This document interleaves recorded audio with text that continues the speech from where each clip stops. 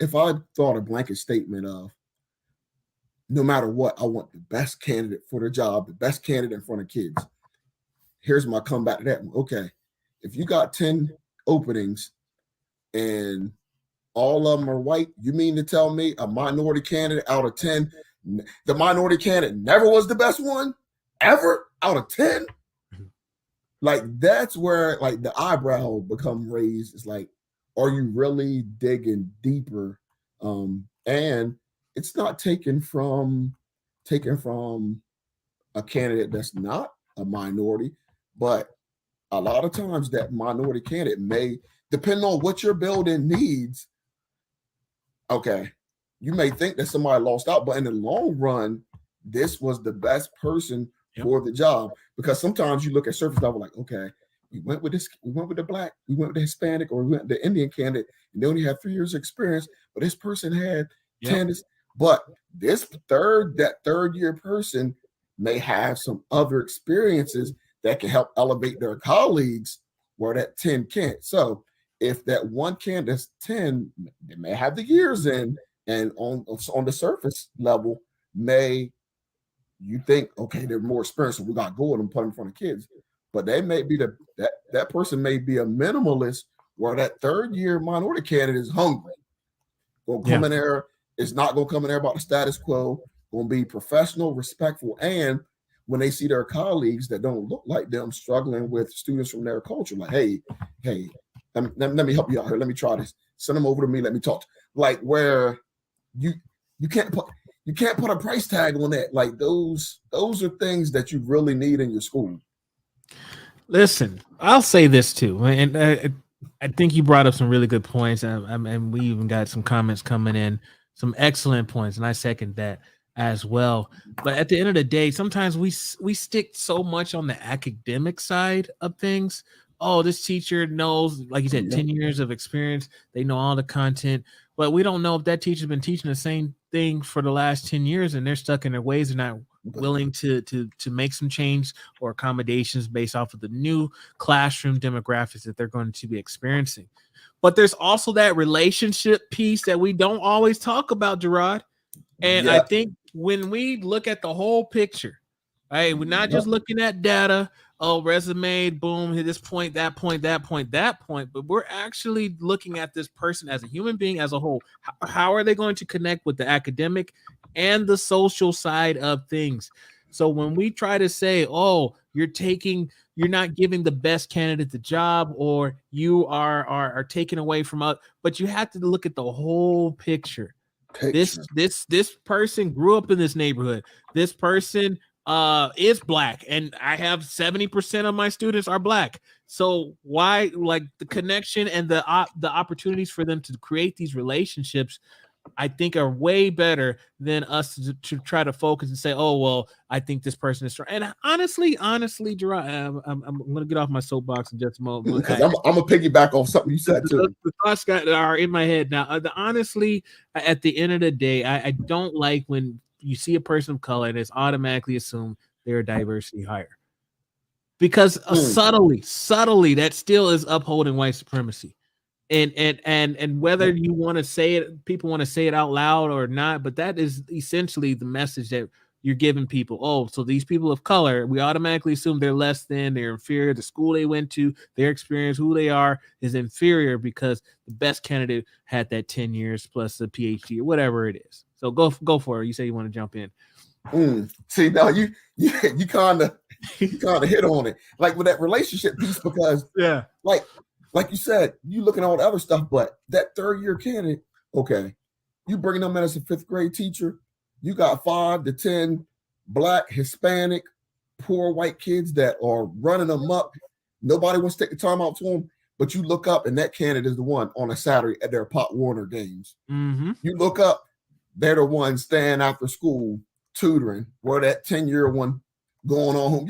You can't put a price tag on that stuff or experience on that, because what are those 10 kids always going to remember? Because when they do try to run them up next week, that teacher go across the hall and be like, really? This is what we doing? This is what we doing? And they can actually have that dialogue. It's like, yeah, he was at our game and he was over there talking to my mom and dad. So all right, no, they're going.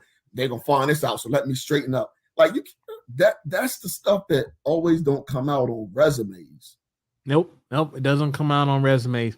And you know, I would also add that when we think about the best candidate for the job, I think we can all agree that that's what we want. But again, we have to look beyond the resume, and is this person also not the best candidate, but also the best fit as well? Let's see, a comment just came in. Those are invaluable attributes. Yeah, absolutely. Dr. McCove in the house. Absolutely. Thank you for joining us, Dr. McCove. So, okay. All right. So I don't want folks to leave today's conversation without some tangible strategies. I think you did a good job by bringing up, you know, we need to definitely tap into our HBCUs as a resource. We need to also look at our local pool and see, okay, if we do have to pull from our local pool, but what kind of connections can we make with our those potential candidates and our school's demographics? Have you heard of cluster hiring? I'm just curious if you're familiar with that, because all right, we bring in that one or two staff that comes in, but then how do we keep them there as well? So are you familiar with cluster hiring? Yeah, school me on that one. We might use a different terminology. Okay. You know nowadays, now someone coined some term, but it literally is the same thing as somebody else's coin. So okay, so basically cluster hiring is, let's say you have 6 spots at your school. Let's say you got, you know, 2 counselors, an AP, and a few teachers that are all of like these are the positions that I need to hire over the summertime.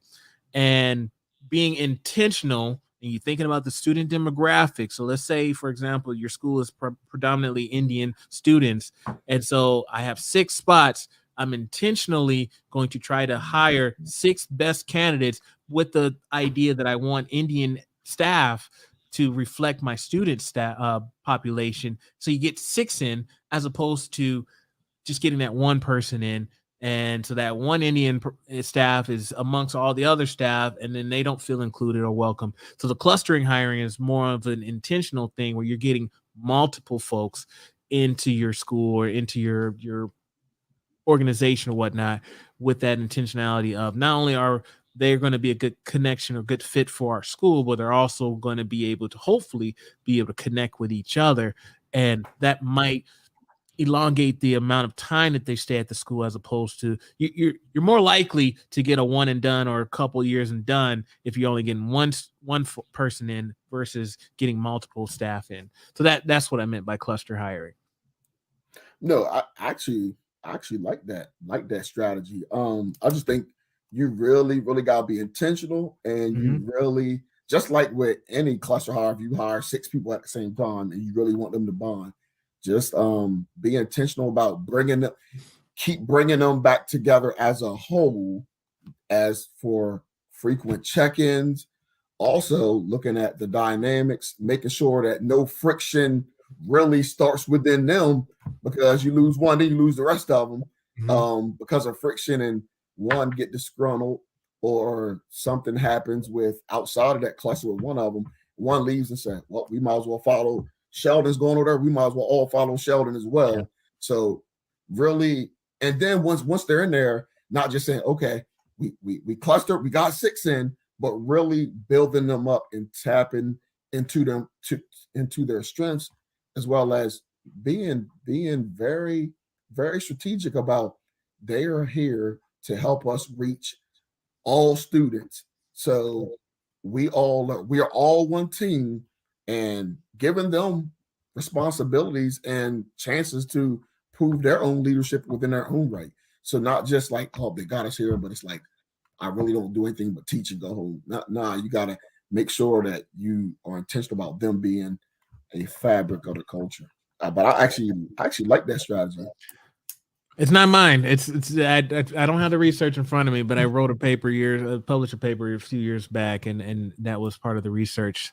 I wish I knew the person's name off the top of my head, but I like I said, I did that a few years ago. You know how you do some research and okay, you moved on, you done something else, and I can't remember the person. That's how it is. That's how it is. Yeah. Just like Dr. Scott said, it's like a cohort. Yeah, exactly. Yeah, they do it a lot in college, recruiting students into like certain majors. Because what would happen is you recruit, and then you get that one student of color or whatnot, and then they're all by themselves and they never see anybody else, and then they transfer out. So the same rules can apply for if you're hiring, but that's where I saw a lot of that is a cluster recruitment for higher education.